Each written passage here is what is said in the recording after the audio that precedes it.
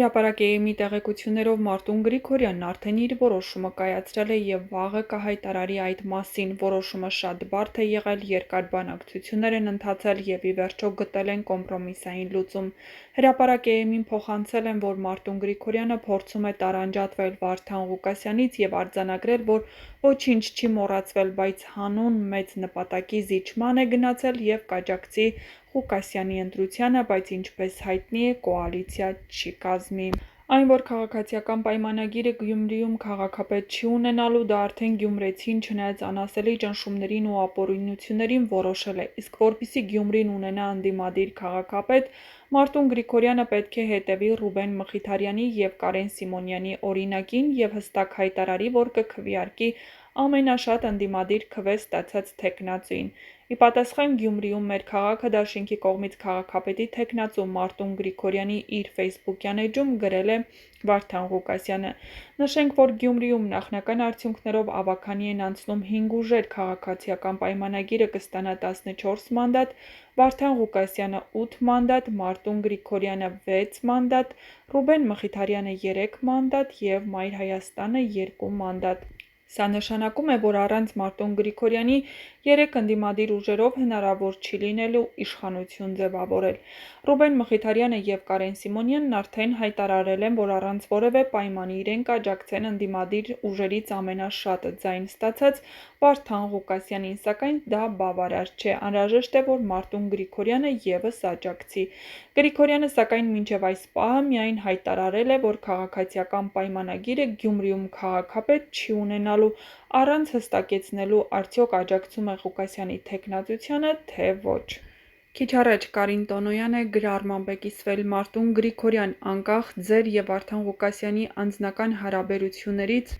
չդավաճանեք գյումրեցի զոհված տղերքին, չօգնեք ու չօգտվեք ՔՊ-ի հնարավորություններից, ամբողջ մի ազգ ձեզ է սպասում, չկորցնեք այսքան օրհնանքի հնարավորությունը։ Իսկ ինչ է հայտնի, ով է լինելու Գյումրու համայնքի ղեկավար, բնականաբար կախված է Մարտուն Գրիգորյանից։ Ինչ տարբերակներ ունի Մարտուն Գրիգորյանը։ Միանում է Սարիկ Մինասյանին և մասնակցում Գյումրու կառավարմանը, օգնում է Վարդան Ղուկասյանին դառնալ Գյումրու համայնքապետ, չի միանում ոչ մեկին և գնում են նոր ընտրությունների։ Որն է տարբերակը, կիմանանք ընդամենը մի քանի ժամից։ Ազգային ժողովի քաղաքացիական պայմանագիր խմբակցության պատգամավոր Բաբկեն Թունյանը ֆեյսբուքի իր էջում անդրադարձել է Գյումրիում տեղի ունեցած ընտրություններին և դրա շուրջ առկա քննարկումներին։ Ժողովուրդ ջան, ինչու եք այսքան խառնվել իրար, ինչ մի արտառոց բան է տեղի ունեցել կամ տեղի ունենում։ Հասկացանք, քաղաքացիական պայմանագիրը ամենաշատ ձայներն է հավաքել Գյումրիում, բայց 50%-ից ավել չի հավաքել և ընդդիմությունը շանս ունի միավորվել և քաղաքապետ ընտրել։ Ինչպես կվարվեն, իրենք կորոշեն, կտեսնենք։ Հասկացանք, փարաքարում ընդդիմությունը հաղթել է և քաղաքապետն իրենց թեկնածուն կլինի և, իհարկե, բոլորն էլ մասնակցում են հաղթելու համար, բայց ով ասաց, որ բոլոր տեղերում միշտ պետք է իշխանական կուսակցությունը հաղթանակ տանի, անհանգստանալու բան կլիներ, եթե այդպես լիներ։ Թե Գյումրիում, թե Փարաքարում, թե ցանկացած այլ համայնքում տեղական իշխանություն ձևավորում են այն ուժերը և անձինք, որոնց ընտրում են այդ համայնքի բնակիչները։ Ընտրության արդյունքները պետք է ընդունել ի գիտություն ու շարժվել ըստ այդմ, անկախ նրանից ով է գոհ, ով դժգոհ, ով ում ինչպես է վերաբերվում և ինչ ակնկալիքներ ունի։ Իհարկե, սրանք համայնքային ընտրություններ են, ու չնայած օրինակ Գյումրու ընտրությունների մասնակից ուժերից շատերը որպես գլխավոր նպատակ հայտարարել ու հայտարարում են ոչ թե ավելի լավ Գյումրի ունենալը, այլ պարզապես ՔՊ-ին հաղթելը, բայց դա էլ է նորմալ, իրենց իրավունքն է։ Քաղաքական ուժերն ու թեկնածուներն իրենք են որոշում ում հետ միանալ, ինչ խոսել, ինչ խոստանալ, ընտրողներն էլ իրենք են որոշում ում ընտրել, անկախ տարիքից, սեռից, աշխարհայացքից, խոսելու ձևից, աչքերի գույնից կամ հայտարարվող նպատակներից։ Նորմալ քաղաքական պրոցես է ընտրություններ, որոնց միջոցով ժողովրդավարական երկրներում պետք է իշխանություններ ձևավորվեն։ Ի դեպ, եթե անձանցից կտրվենք ու կենտրոնանանք բուն քաղաքական ասպեկտի վրա, ապա ըստ ընտրությունների արդյունքների ստացվում է Գյումրիում թիվ 1 ընդդիմությունը կոմունիստական կուսակցությունն է, ինչն ինքնին բավականին ուշագրավ իրողություն է։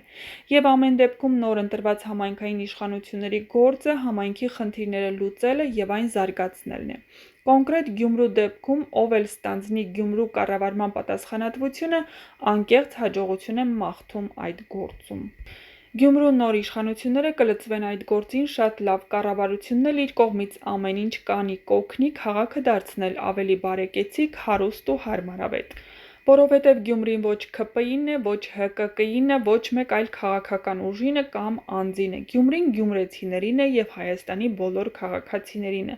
Նույնը Փարաքարի և մյուս համայնքների համար։ Ի վերջո այսօր էլ ունենք ոչ իշխանական քաղաքապետեր, որոնք բավականին լավ աշխատում են և քաղաքային ծրագրերի գծով արդյունավետ համագործակցում կառավարության հետ։ Ինչպես կաշխատեն, ինչ կանեն, որքանով կարդարացնեն իրենց ընտրած մարդկանց վստահությունը, դա էլ ժամանակը ցույց կտա և կարտացոլվի հաջորդ ընտրությունների արդյունքներով։ Ավագանու ՔՊԱ-ական անդամներն էլ կհետևեն, որ համայնքի ավագանին նորմալ աշխատի ի շահ այդ համայնքի։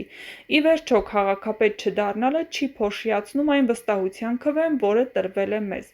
Այնպես որ ամեն ինչ նորմալ է, շնորհակալություն ընտրությանը մասնակցած մեր բոլոր հայրենակիցներին, հանգստություն և իմաստնություն բոլորիս, գրում է Թունյանը։ Հիշեցնենք, որ Գյումրու ՏԻՄ ընտրությունների արդյունքների ամփոփմամբ պարզ է դարձել, որ որևէ քաղաքական ուժի չի հաջողվել հավաքել 50+1% անհրաժեշտ քվեները և նախնական վարկածով առանց դաշինքներ ու կոալիցիաներ կազմելու հնարավոր չի լինելու ստանձնել քաղաքի կառավարումը։